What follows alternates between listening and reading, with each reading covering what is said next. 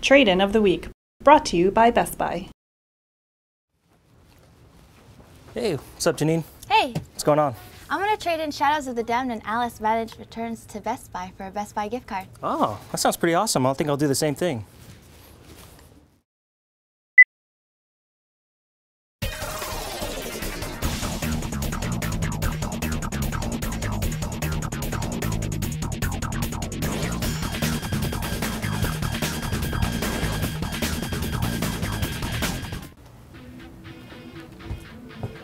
Hey, what's up, man? What's up? I'm here to see my good old buddy T-Frog.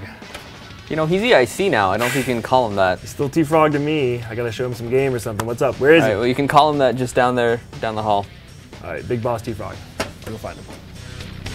T-Frog! You run this joint now.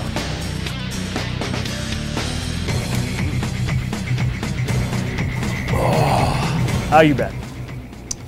Shane, hey, Shane Bettenhausen, friend of Man and Beast. Welcome to our exciting new offices. You haven't been to 1UP since we relocated, have you? Since GDC, and this is a new office, and it's a new regime under your, That's true. My tyrannical iron fist. Yeah, your baleful gaze. I'm thinking about having my fist, like done up in iron. But I gotta say, there is nobody who's better qualified for this. So congratulations. Oh, well, I appreciate that. Just think, if you had not gone over to the dark side of publishing and biz dev, you could be working here with us, possibly under my tyrannical rule. It is pretty awesome. You could be our Ed Hardy editor. This office is palatial, labyrinthine, full of fun games, fun people, cool stuff to do. I'm a little jealous. Yeah, but you're, pimping at games and stuff. Well, I am, and this is kind of the, for me, this is 2.5 years after I first left 1UP, and it's kind of a full cycle, come to fruition moment, because El Shaddai is the game that really I left to go work on. Mm-hmm. When I went down to Ignition and saw the really, really early version of El Shaddai, it played exactly to what things I like. Right. It's Japanese. It's got that whole pseudo-biblical thing, all the Neon Genesis Evangelion. Exactly. It's a Japanese action game with a cool art style, but it is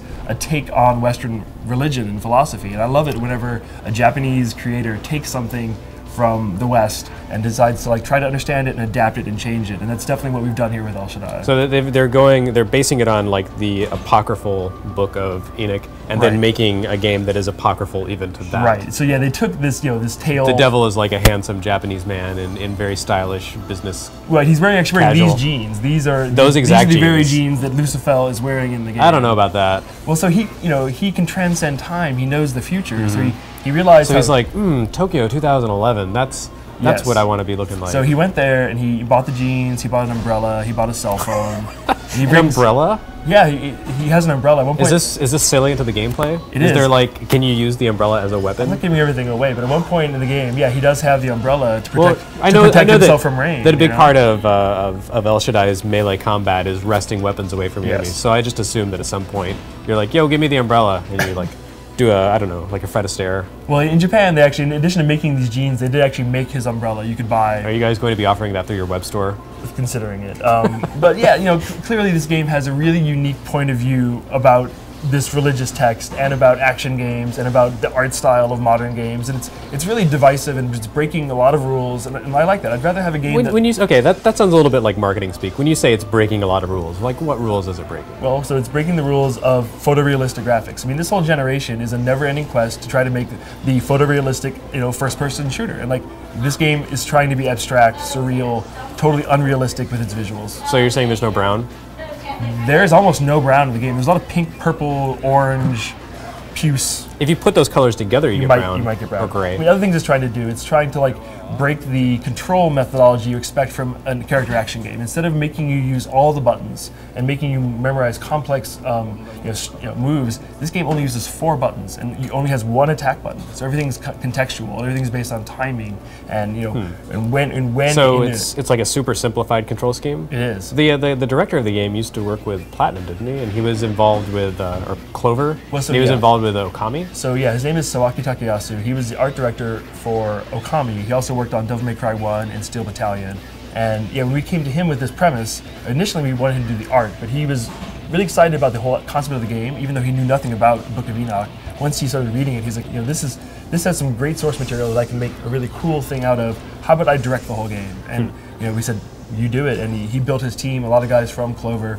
And yeah, we really let them do what he wanted to do and didn't try to hold him back. Because even with Okami, there were like kind of limitations on what he could do. Yeah, when I think of Clover games, though, I think of pretty complex control schemes. I mean, Okami was very Zelda-esque, lots of inputs. Beautiful Joe was Very super complex, yeah. actually. Well, that's different because we wanted this game to appeal to a wider audience. While not leaving the hardcore guys out in the dust. So like if you've played through DMC 3 on hardest mode or Bayonetta, you will find gameplay here to make you happy. But if you're someone who's never played those games, if you're like my sister, for example, but you think these characters look cool, on easy mode, you'd be able to play through the whole game. And in Japan, it was very successful with a female audience. About half the people who bought it were girls. And usually those players aren't super hardcore with action-adventure games. So I think the easy mode, the ease of operation, like let it appeal to that audience, but still the harder modes, it's still fun for hardcore guys. So the ladies went for like the man chest, A little bit. basically. I will say, the characters... Do they like the boob armor? They do. They like everything about the characters. Okay. In Japan, there's manga already. There's character goods. There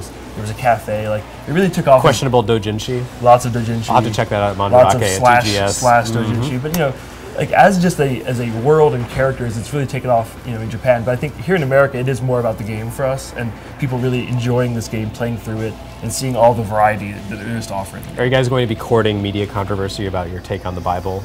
Or do you think no one's going to care because it's all based on the Apocrypha that Christians don't care about anyway? It's always been a concern. And we've been kind of avoiding bringing up that. We're not going after like a faith-based marketing. We're not trying to do like the Left Behind movie starring Kirk Cameron here. But if people do find it and realize that what it's doing and they're okay with that, we're cool with that. And it has been happening. Out of E3, some of the coverage has been from hardcore fundamentalist Christians, and they're actually excited to see a game that is taking religion seriously. Actually, we're having fun with it with the cell phone, but it is a modern reinterpretation of an ancient story that most Christians don't even know. So how seriously are you taking religion? Are you, in fact, licensing Amy Grant's El Shaddai as the theme song for this game? No, although we thought about it, because it's actually a very popular song. I remember hearing it a lot in college. It is like the #2 search. If you search on Google, you will get that.